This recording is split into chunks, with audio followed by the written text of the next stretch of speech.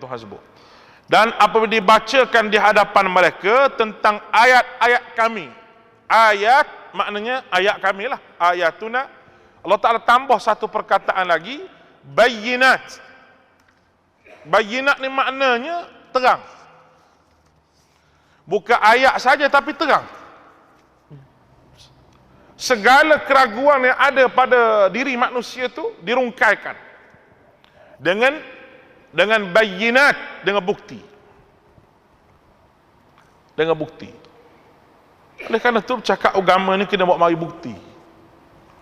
Buat mari dalil. Jangan nak bercakap benda hak tak ada dalil. Sia-sia. Kita hak pergi mengaji pun sia-sia sebab tok guru hak bercakap tak ada dalil.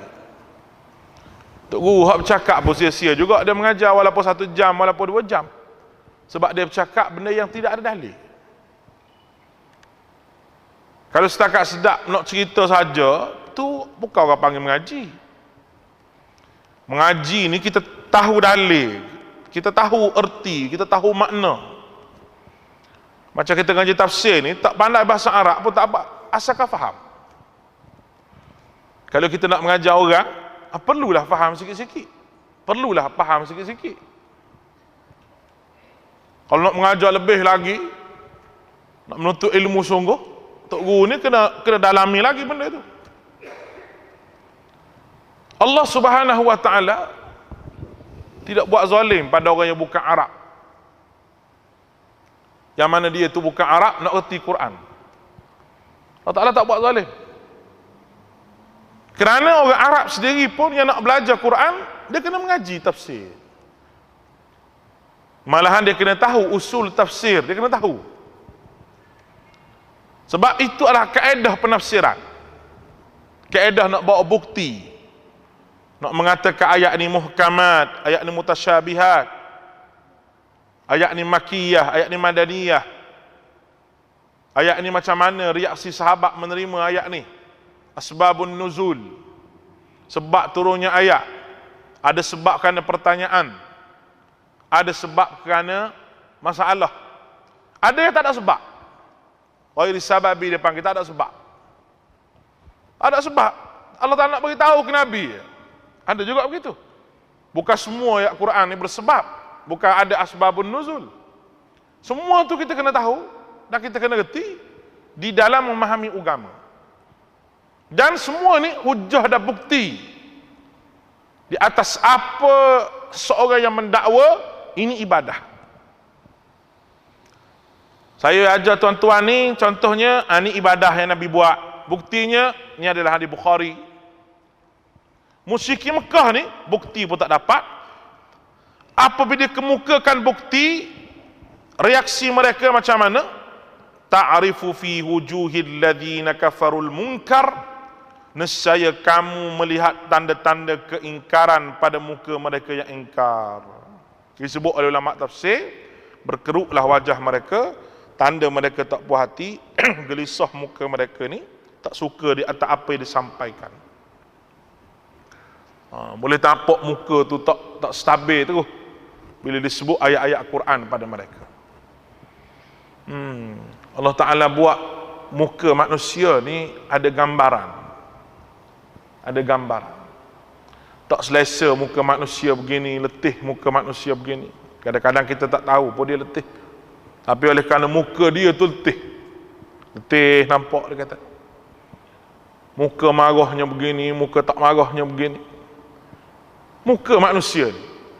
Allah Ta'ala sebut apabila dibacakan ayat Allah Ta'ala kepada mereka, muka orang kafir ni berubah terus. Tanda tak puas hati di atas apa yang Nabi baca. Padahal apa yang Nabi sebut tu Quran.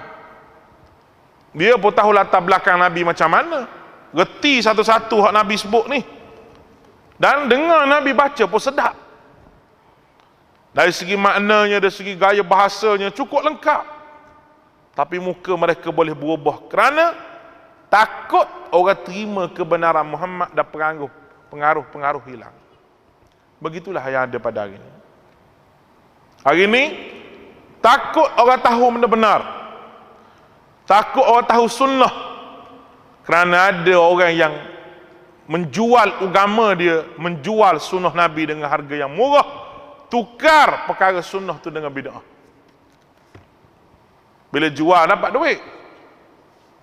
duit, menggunakan agama untuk kepentingan diri sendiri, dapat duit. Allahu Rabbi. Yang inilah yang kita takut sekali. Bila kita tidak ada pengorbanan untuk agama ini, ni yang kita takut. Kita baca kisah-kisah pengorbanan para sahabat, tiba-tiba kita tidak ada pengorbanan untuk diri kita sendiri ni. Nak balik pada Allah Subhanahu Wa Taala tak lama dah. Bismillah. Lama mana sangat manusia boleh hidup. Tapi dia duk rasa bahawa Allah Ta'ala tak tahu apa yang dia buat. Sedangkan pengetahuan Allah Subhanahu Wa Taala ni lain macam. Tahu segala-gala. Baik. Dan bila kita berdakwah pada orang, muka orang ni lain kadang-kadang.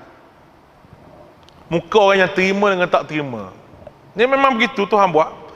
Yakaduna yastuna billadhina yatsduna alaihim ayatina. Hampir-hampir mereka menyerang orang-orang yang membaca ke ayat-ayat kami di hadapan mereka. Pertama tadi muka je, buat muka je. Tak selesa Muhammad duk ceramah lagi, dia kata. Hak ni lebih teruk lagi, benci, tak setuju sampai tahap serang. Syaitan yang sampaikan mereka kepada telinga mereka tu. Benci, tak setuju ayat-ayat wahyu ni.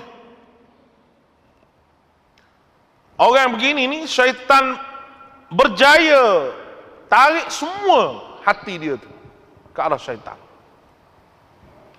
Bila dia benci mendengar ayat Quran. La hawla wala quwwata illa billah. Orang lain ni tak benci baca Quran, tapi ada sikit-sikit sunnah. Tak, ustaz tu mengajar sikit-sikit sunnah. Sikit bid'ah dia kata. Habis semua benda bid'ah. Dia tak suka dengar perkataan bid'ah tu, tak suka dengar. Anda orang jenis gitu. Kenapa tuan-tuan? Kerana ni syaitan yang menguasai diri dia, sehingga dengar je perkataan tu dia rasa tak selesa. Tak selesa tu mungkin dia daripada kalangan jenis gitu. Kalau dia bukan daripada kalangan jenis apa yang disebut tu, dia tak rasa apa pun. Sebutlah apa pun, dia tak rasa. Cuma dia beringat supaya tidak termasuk dalam golongan itu. Tak termasuk dalam golongan yang buat benda-benda yang Nabi tak buat. Dia akan jaga diri dia. Tapi bagi orang yang sungguh sangat diri dia tu nak halang perkara-perkara yang baik ini, menghalang orang daripada mendengar perkataan yang baik, itu teruk. Balasan Allah Subhanahu Wa Taala beri kepada begitu teruk. Allah. Sebab tu kita yang bawa sunnah ni tak boleh kecewa. Tak boleh kecewa. Saya duk baca dalam akhbar 2-3 hari ni, macam-macam ada pendakwah yang nak berhenti berdakwah pun ada.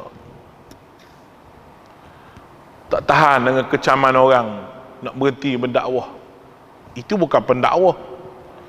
Kalau pendakwah nak berhenti daripada berdakwah, dia bukan seorang pendakwah, tapi dia seorang penunggang agama. Sebab tak ada kapet merah dalam dakwah ni, tidak ada. Dia mesti orang benci, dia mesti orang kata, dia mesti orang kecam, mesti. Sebab tengok sejarah Nabi-Nabi. Semua Nabi-Nabi yang berdakwah kepada benda yang benar menghadapi perkara tersebut. Dakwah ni bukan sambut dengan kapet merah, bukan naik kereta relax duduk orang jamu makan, dah. Tapi dakwah ini kita bawa ajaran Nabi ini, kita akan ditentang, akan dilawan daripada segenap sudut. Itu fitrah, sunnatullah. Sunnatullah. Lalu bila kita tengok orang kata nak berhenti dakwah dah, saya nak berhenti dah, lama dah. Lama dah. Nah, saya ingat almarhum Tok Guni Aziz, dia baca satu keratan akhbar. Adalah dulu seorang pendakwah merajuk lagu mana tahu dah. Nah, nak berhenti berdakwah. Dia kata orang nak berhenti berdakwah ni bukan bawa hak Nabi, bawa hak kepentingan diri sendiri. Orang nak berhenti berdakwah ni, ajak orang kepada Allah ni, dia bukan bawa hak Nabi, tapi dia bawa kepentingan diri sendiri. Bila kepentingan diri sendiri itu disekat oleh orang, dia nak berhenti. Kita bawa hak Nabi, tak akan berhenti. 5 orang pun kita mengajar, 4 orang pun kita mengajar, 10 orang pun banyak lah tu. Tu yang saya cerita pada tuan-tuan, Maulana kita cerita duk Pakistan tu, ceramah pada tiang saja, ya orang tak ada. Tiang, banyak masjid tu tiang, lepas tu ada kepiah dia susun atas tu. Dah, ambil kepiah tu letak susun. Orang tak ada seorang. Seorang buta pun tak ada orang. Dia ceramah orang seorang. Masjid dia tu Nizamuddin nama tempat dia. Jadi masjid yang termakmur di daerah tersebut. Dia baliklah keadaan orangnya tak ada pergi masjid dengan masjidnya berabuknya. Dia tak guru besar, bukan tok guru besar ni, bukan tok guru kecil. Orang alim. Tapi dia susun kepiah dia mengajar. Orang kata apa, tak ada orang. Dengar speaker saja mengajar, tak ada orang. Mari seorang. Sekolah anak murid penuh. Jadi jamiah ni besar lah, peringkat universiti lah. Ngaji 9 tahun tempat dia. Bermula dengan kepiah ya. Ada orang tak ramai tak mau ceramah. Ada orang jadi gitu. Berangin juga. Nah, tanya dalam masjid awak ni berapa orang? Masjid saya ni ustaz ada lah 2-3 orang. Saya tak nak ceramah orang sikit-sikit, dia kata. Oh, tu dia. Tak nak ceramah orang sikit-sikit, tak boleh ceramah. Sebab apa? Oh, tak syok lah kata ceramah orang sikit-sikit ni. Ceramah orang ramai, pakat duk suka ramai, nampak ramai. Syok tu mari daripada mana? Syok tu. Tak rasa syok tu mari daripada iblis. Bukan mari daripada dia lain. Syok lazat beribadah dengan lazat yang dibawa oleh iblis. Beza. Oleh kerana itu kita kena ingat sampai bila-bila. 2-3 orang ke 4-5 orang ke ceramah pada siapa pun, semua ceramah. Kalau kita nak cerita orang politik lah, ada seorang penceramah politik hebat. Saya kecil-kecil lagi masa tu saya ingat dia ni. Mati dah dia, Allah maghfir lahu. Dia ceramah lah kapal getah, tapi ceramah politik lah. Tak ada orang pokok getah saja. Dia kata, hey, pokok-pokok getah, mu tahu ke tak kerajaan buat apa nak gara-gara dia ceramah. Speaker punya derah. Punya kuat. Nak beritahu semangat dia tu, kena ambil semangat dia tu. Ni pokok getah pun dia ceramah juga. Pada pokok getah tu tak bagi undi pun. Tapi orang yang duduk dalam kebun tu, orang duduk dalam kebun tu, sekitar kampung tu, dia dengar lah. Hak mari dekat dia tu, tak ada apa pun, ada petugas 2-3-4 orang. Pokok getah yang ada, ceramah dalam kebun getah. Tapi semangat dia tu hak kita nak ambil. Semangat dia. Kita kadang-kadang tak ada semangat, kita tidak ada. Pudar. Sebab tu saya kata orang yang nak berhenti berdakwah ni, tak. Bukan dia bawa hak Nabi, tapi dia bawa kepentingan diri sendiri. Sekarang ni mudah lagi nak dakwah, senang, buka handphone, live. Lagi senang. Duk mana-mana pun boleh ceramah. Ada ilmu, duk mana-mana pun boleh ceramah. Duk mana-mana pun boleh dengar, tak ada masalah. Lah ni, Allah Ta'ala bagi kemajuan ni untuk kita gunakan menjadi hamba Allah, bukan untuk jadi musuh Allah Ta'ala. Ta'arifu fi hujuhi ladina kafarul munkar. Kamu melihat tanda muka orang munkar tu, dan mereka hampir-hampir menyerang kamu. Kul afa unabbiukum bisyarrin min dhalik. Sekarang ni Tuhan katakan, kamu sebut Muhammad, apakah akan aku khabarkan kepada kamu yang lebih buruk daripada itu? Kepada mereka ni Allah Ta'ala beri pesanan. Pesanan dia, kamu tak suka dengan wahyu, tak apa, ikut pandanganmu lah mana tak suka dengan wahyu. Tapi kamu kena ingat, mu nak dengar ke yang lebih teruk daripada ni lagi, iaitu an-naru wa'adahallahu alladhina kafaru, itu neraka. Neraka tak adalah paling teruk sekali. Allah Ta'ala mengancam kepada orang-orang kafir, yang lebih teruk lagi aku nak sebut pada kamu, iaitu neraka. Wa bi'sal masir, dan neraka itulah seburuk-buruk tempat kembali. Baik. Kemudian Allah Ta'ala sebut, ya ayyuhan nas, hai manusia sekalian. Ayat ni khitab dia tuju kepada hai manusia. Sama ada dia tu kafir ke tak kafir, ke beriman ke tidak ke. Ya ayyuhan nas, hai sekalian manusia. Duriba mathalum fastami'uh. Ni telah dibuat perumpamaan pada kamu, maka kamu dengarkanlah olehmu perumpamaan tu. Aku nak bagi perumpamaan kepada kamu. Nampak mu rasa hebat sangat lawan aku ni? Aku nak bagi perumpamaan sekali. Allah Ta'ala guna perkataan duriba. Perumpamaan ni patutnya, ya ayuhan nas, mathalu fastami'. Aku nak tunjuk kepada kamu contoh, misal, fastami'u. Tak apa dah, ala ayat begitu, okey lah tu. Tapi ada perkataan duriba. Duriba ni makna pukul. Pukul.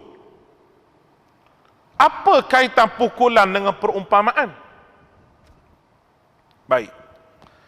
Allah, bahasa Quran ni dia bagi bahasa padat sungguh.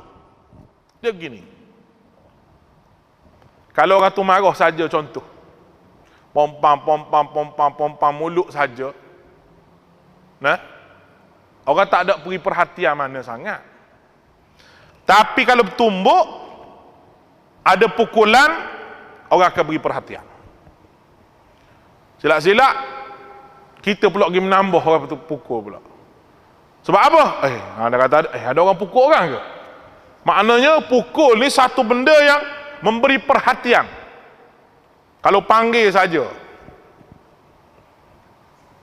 tak ada orang beri perhatian. Tapi kalau sekali ngebunyi, gong gong gong gong gong gong gong, bunyi apa tu kita kata? Bunyi apa? Kalau kita duduk tengah-tengah malam, contoh bunyi pom bunyi macam orang apa panggil? Orang berperang. Kita pun duduk ingat, Jepun mari Malaysia juga ke? Mari sekali lagi ke Jepun? Rupanya raya Cina. Cina pasal mercun. Saya dengar baru ni pukul 2:30 pagi. Bunyi ni. Kata, ada orang berperang di sempadan ni. Tak mana tahu. Sama-sama sekarang dia pun kata Dajjal nak keluar ke? Tak. Boleh jadi macam-macam. Esok rupanya Cina main mercun. Maknanya bunyi ni orang lebih fokus. Kalau pukulan ini mengeluarkan bunyi, orang lebih fokus. Maknanya benda yang penting aku nak sampai pada kamu. Baik. Apa benda? Innal ladzina tad'una min dunillahi lan yakhluqu dzubaban wala ijtama'u lah. Sesungguhnya segala yang kamu seru selain Allah sesekali tidak dapat menciptakan seekor lalat pun, walaupun kamu bersatu untuk menciptakannya. Baik. Tadi ayat dulu Allah Ta'ala boleh buat macam-macam, tahu segala-gala. Sekarang ni lalat seekor mu tak boleh buat. Wahai manusia, kita kata kenapa dengan lalat ni tahap begitu? Kamu puja suatu benda, berhala kamu ni, berhala ni hanyalah kiblat tawajuh sahaja. Kiblat tawajuh makna apa? Alat sahaja. Yang diseru sebalik berhala tersebut. Capal, alat je. Sebalik alat capal tu Rasulullah. Nampak ni? Sama je. Berhala dengan ni sama je. Itu pun berhala juga. Cuma dia rasa bukan berhala sebab dia kait dengan Rasulullah. Dia kait dengan Rasulullah. Berhala juga. Baik. Apabila lalat mari hinggap di berhala dia tu, berhala dia nak buat apa pun tak boleh. Kita tengok orang yang bukan Islam letak limau lah, letak macam-macam lah bekas Tuhan dia tak. Ada lalat, ada berhala dia buat gitu. Ada. Mu nak lawan aku sangat manusia. Membuat lalat seekor, tak apa lagi yang tu. Teruk lagi, wa in yaslubuhumudz dzubaba syai'an la yastanqidhuhu min. Dan jika lalat itu merampas sesuatu daripada mereka, tiadalah mereka dapat merebutnya kembali. Lagi teruk. Bila lalat tu ambil makanan depan tu, bukan setakat dia hak kerah tak tahu apa tu, mu sendiri pun nak kejar lalat tu tak boleh. Lalat tu siapa buat? Aku buat kecil sangat lalat tu. Nak tangkap susah, kena beli perangkap dia tu. Kita nak tangkap begitu dengan tangan. Oi, dia lari sebab dia mata berapa belah lalat ni. Sebelah ni. Dan Nabi kata kan, lalat ni kalau masuk dalam air, Nabi suruh celup. Lepas tu buang lalat tu, minum air. Sebelahnya penawar, sebelahnya penyakit. Kita kata, apa macam celup ni tak boleh. Kalau kita kata begitu, hak Nabi. Kalau geli tak payah minum. Ambil air lain. Faham ni? Jangan petikai hak Nabi. Masa peperangan dengan Soviet dulu kan, cerita bergelimpangan mayat ni. Ni cerita orang kafir lah, kafir. Dia ni bukan Islam pun. Tapi dia ada dengar hadis Nabi, lalak penuh. Lalak tu sampai tak lari dia hurung dekat tu lah. Ada yang cedera tu, tentera hak cedera tu, dia ambil lalak tu, dia cabut sayap sebelah kanan, dia tampal dekat ni, dekat luka dia. Dia ambil, dia lampar, dia ambil, dia tampar, dia ambil, dia tampar. Sebab dia kata apa? The Prophet Muhammad SAW, dia kata Nabi orang Islam ni, Muhammad SAW, kata bahawa di sebelahnya ada penyakit, di sebelahnya ada racun, di sebelahnya ada ubat. Lalu dia kata, aku fikir orang Islam ni semua benda dahulu sebelah kanan. Benda baik semua sebelah kanan. Dah, nak makan sebelah kanan, minum sebelah kanan, naik kereta ke apa ni, turun masjid langkah apa, kanan. Dan jadi Allah Ta'ala bagi ke dia. Tuan jangan tiru gitu pula, tak kira aku tangkap lalat tu, luka-luka apa kalau tak lalat tu. Susah juga nak faham secara zahir ni. Cuma kita sebut kajian. Dan kajian oleh saintis ni memang betul. Walaupun lalat tu duduk di tempat yang kotor, untuk mengimbang balik bakteria yang kotor di tubuh dia tu, Allah Ta'ala jadikan bakteria di sebelah sayap dia tu untuk melawan bakteria yang kotor. Sebab dia lalat ni dia makan kotor. Sampah apa tu. Kalau orang ni makan sampah tu, bakteria yang ada pada tubuh dia ni. Tapi lalat tu Allah Ta'ala nak jaga dia, letak sebelah ni racun, sebelah ni penawar. Cerita lalat ni seekor ni, dia ambil makanan kamu, dia buat lari, kamu tak boleh buat apa pun. Hak lebih teruk lagi, dha'ifat talib wal matlub, amat lemah yang menyembah dan amat lemah pula yang disembah. Mudah ya Tuhan buat kesimpulan. Kamu hak sembah dia pun lemah, dia hak lalat lekat di hidung pun tak boleh buat apa. Dan kamu dah buat apa? Apa yang kamu boleh buat? Tak boleh buat apa? Ayat nombor 74. Ma qadarullah haqqa qadrih. Innallaha laqawiyyun aziz. Mereka tidak menghargai Allah dengan sebenar-benar, dengan makna mereka tidak mentauhidkan Allah Subhanahu wa taala sebenar-benar. Mereka rela minta dengan orang lain. Mereka rela percaya pada orang lain, saya pada Allah Ta'ala. Maknanya dia tidak hargai di atas apa yang Allah Ta'ala kurniakan kepada dia. Innallaha laqawiyyun aziz. Sesungguhnya Allah itu benar-benar maha kuat, lagi benar-benar maha perkasa. Allahu yastafi minal malaikati rusulan wa minan nas. Innallaha sami'un basir. Allah yastafi minal malaik. Allah memilih utusan-utusan daripada malaikat. Oleh kebanyakan manusia ni mengejar dan mencari perkara yang lemah, maka Allah Ta'ala sahaja tidak lemah. Allah Ta'ala buat keputusan sendiri. Dia pilih di kalangan malaikat untuk jadi rasul daripada banyak-banyak malaikat ini. Allah Ta'ala pilih sendiri tanpa cadangan mana-mana pun. Tak ada siapa yang ramai-ramai malaikat ni dipilih menjadi rasul. Rasul makna menyampaikan utusan Allah Subhanahu Wa Ta'ala kepada rasul di kalangan manusia. Perkara ini hak Allah Subhanahu Wa Ta'ala. Orang Yahudi tak setuju dengan Jibril.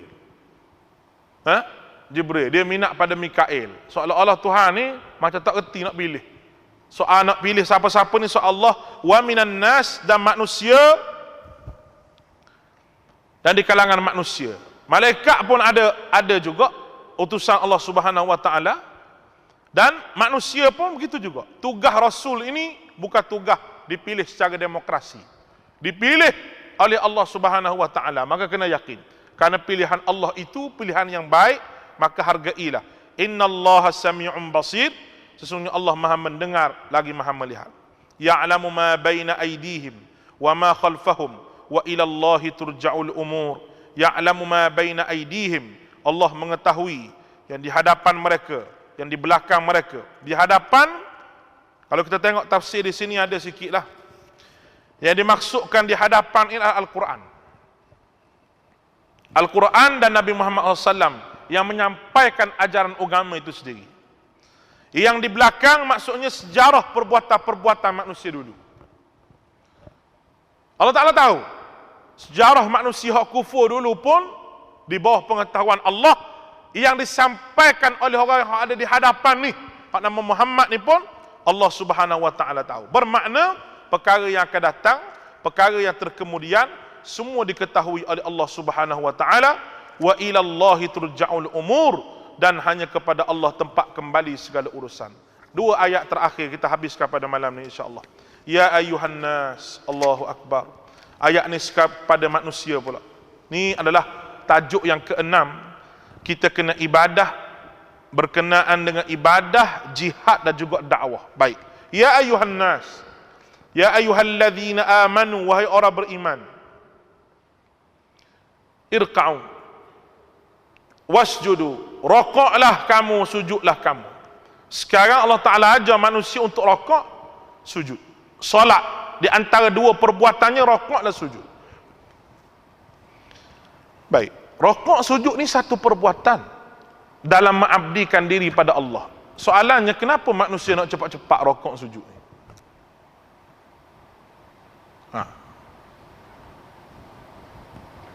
Awak semayang ke, dia buat apa ke, nak berlumba? Semayang ni boleh lumba ke? Mari kita lumba siapa sudah dulu? Benda lain boleh lumba lah, semayang jangan. Sebab ada tamak ni nah. Tamak ni nah. Nabi kita Muhammad SAW semayang ni penuh dengan tamak ni nah. Balance, orang kata balance. Kalau rakaat pertama dia berdiri setengah jam, rakaat kedua dia berdiri kurang sikit 20 minit. Rakaat pertama dia baca 2 helai, rakaat kedua dia baca selai setengah. Tu balance sembahyang Nabi. Rokok dia, sujud dia. Di akhir-akhir hidup Nabi SAW, Nabi baca subhanakallahumma bihamdika Allahumma ighfirli. Subhanakallahumma rabbana bihamdika Allahumma ighfirli. Nabi baca. Dia kata 5, dia kata 7. Ni ramai kau tak beri perhatian benda ni. Makan boleh lama, menambah 2 kali. Menyembang setengah jam. Air dan gelas. Dah, semayang nak cepat-cepat sudah. Nak tunduk lama-lama tak boleh, nak rokok lama-lama pun tak boleh. Benda lain boleh. Cak rumah boleh terlenggak-lenggak sampai pesang ke diri. Boleh. Duk tunduk, duk cakur, duk tanam bunga, boleh semua. nak buat padi semua boleh. Nak rokok sujud lama tak boleh. Masalahnya sini. Nilai pengabdian diri pada Allah tu tak ada dalam jiwa dia. Semayang. Ini perintah Allah ni. Rokok sujud. Dan rokok sujud ni adalah salah satu daripada ibadah turun temurun yang hanya kepada Allah. Nabi-nabi dulu pun rokok sujud. Nabi dulu pun ada solat dia hanya kepada Allah Ta'ala. Wa'budu rabbakum, dan memperhambakan diri kamu kepada Allah Subhanahu wa Ta'ala. Waf'alul khair, dan buatlah kebajikan, la'allakum tuflihun. 3 perkara. Semayang, 1, rokok, sujud, jaga elok-elok. Wa'budu rabbakum, hanyalah kita hamba diri pada Allah Ta'ala kerana Allah. Waf'alul khair, buat perkara-perkara khair, perkara kebaikan, beri makan pada orang lah, macam-macam, sedekah, amal jariah, wakaf, macam-macam. Dan la'allakum tuflihun, Allah Ta'ala kata mudah-mudahan kamu ini menjadi orang yang tuflihun, orang yang mendapat kemenangan yang besar. Ayat akhirnya, ayat ni ayat jihad. Akhir dengan jihad.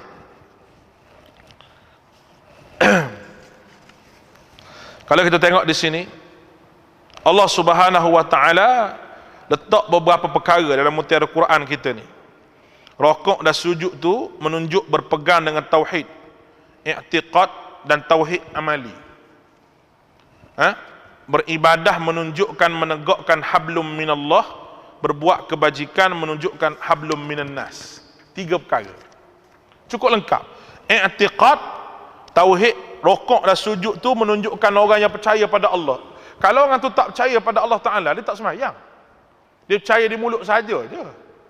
Tu yang Nabi kata orang yang tak semayang, tinggal semayang faqad kafara jihara, dia boleh jadi kafir terang-terang tu. Apa mazhab Imam Ahmad bin Hanbal tak menerima penyaksian orang yang tak semayang. Karena tauhid i'tiqad dia tidak ada pegangan dia. Tu hubungan dia dengan Allah Ta'ala. Apa ni orang panggil pasak dia dengan Tuhan. I'tiqad maknanya pegangan yang tidak siapa pun boleh ubah. Tauhid amali dia apa? Solat. Akidah ada, solat pun ada. La ilaha illallah Muhammad Rasulullah, i'tiqad. Wa iqamis salah dia ada. Dan beribadah, iaitu hablum minallah, bina hubungan dengan Allah. Dan waf'alul khair hablum minan nas, buat khair, buat kepada manusia ni perkara kebaikan. Jahidu fi fillah haqqa jihad, berjihadlah kamu jalan Allah dengan sebenar-benarnya, yakni dengan harta benda dan jiwa kamu. Ayat ni, ayat penghujung surah ni adalah ayat klimaks dia panggil, ayat kemuncak. Dan memang surah ini yang kita baca dulu disebut keizinan berperang, tapi disebut pada akhir ayat. Dalam ayat ni tidak ada yang mengata, tidak ada perkataan jihad di jalan Allah sabilillah, tidak ada. Tapi disebut fillah, jahidu fillah. Biasa jahidu fi sabilillah, betul tak? Ni jahidu fillah, untuk Allah. Kerana Allah Ta'ala nak tekankan, kamu kena berjihad dengan nafsu kamu sendiri. Yang pertama, untuk menegakkan hak Allah dalam diri kamu, dan kamu kena bersungguh-sungguh kerana Allah. Berjihad menegakkan kalimah Allah Subhanahu wa Ta'ala. Huwajtabakum, dia memilih kamu, Allah. Dia memilih kamu untuk jadi hamba. Bukan main-main. Pilih. Kita semua ni dipilih oleh Allah Ta'ala. Sebagaimana kita baca ayat sebelum pada ni, bahawa Allah Ta'ala buat pilihan itu kepada bukit, pada gunung. Mereka tak sanggup. Tapi manusia yang sanggup. Wa ma ja'ala alaikum fid dini min haraj, dan dia sekali-kali tidak menjadikan kamu dalam agama suatu kesempitan. Tidak ada tugas yang Allah Ta'ala berikan kepada kita ni. Dia mungkin mungkin ada orang yang rasa tugas yang telah diberikan kepada mereka tu amat berat. Tapi Allah Ta'ala tak berat. Kerana aku tahu kamu mampu untuk melaksanakan apa yang disebut sebagai tugas tadi. Dan millata Ibrahim, ikutilah agama Tuhanmu itu Ibrahim. Millah Ibrahim makna agama Tuhan kamu Ibrahim, huwa sammakumul muslimina min qablu wa fi hadha, dan dia telah menamai kamu sekalian orang-orang muslim dari dahulu, dan begitu pula dalam Al-Quran ini. Nabi Ibrahim menamakan pengikut dia ni muslim awal lagi, dan Islam itu sendiri adalah perkataan yang Allah Ta'ala keluarkan kepada Ibrahim. Idh qala lahu rabbuhu aslim qala aslamtu li rabbil alamin. Itu nama Allah Ta'ala pilih. Allahu Akbar. Sebab tu kita muslim, disebut sebagai muslim. Sebab itu adalah benda yang Nabi Ibrahim sendiri disebut sebagai muslim. Liyakunar rasul alaikum syahida, supaya rasul itu menjadi saksi ke atas diri kamu, dan watakunu syuhada 'alan nas, supaya kamu menjadi saksi di atas segenap manusia. Sekali lagi Tuhan sebut, fa aqimus salah wa atuz zakah, dirikanlah sembahyang, tunaikanlah zakat, wa'tasimu billah, dan berpeganglah kamu kepada Allah, huwa maulakum, dialah pelindung kamu, fa ni'mal maula wa ni'man nasir, maka dia sebaik-baik pelindung dan sebaik-baik penolong. Insya-Allah 2-3 perkataan lagi saya akan syarah pada kuliah kita yang akan datang. Cuma habis dah surah Al-Hajj ni, maka kita akan sambung pada kuliah akan datang, iaitu suratul Mu'minun. Lepas Al-Hajj ini ada suratul Mu'minun, itu qad aflahal mu'minun. Cuba tuan-tuan tengok akhir surah ni Allah Ta'ala sebut tadi, wa maulakum, dia pelindung kamu, ni'mal maula wa ni'man nasir, dia sebaik-baik pelindung dan penolong. Belum daripada tu Tuhan kata muslimun. Sekarang ni surah Mu'minun, dia nak cerita siapa dia orang mukmin pula. Lepas dia sebut muslim adalah perkataan yang Allah Ta'ala pilih, Allah Ta'ala beri kepada Ibrahim. InsyaAllah kita sambung lain kali. Aqulu qawli hadha wa astaghfirullahal azim li wa lakum wa ufawwidu amri ila Allah, innallaha basirun bil ibad. Assalamualaikum warahmatullahi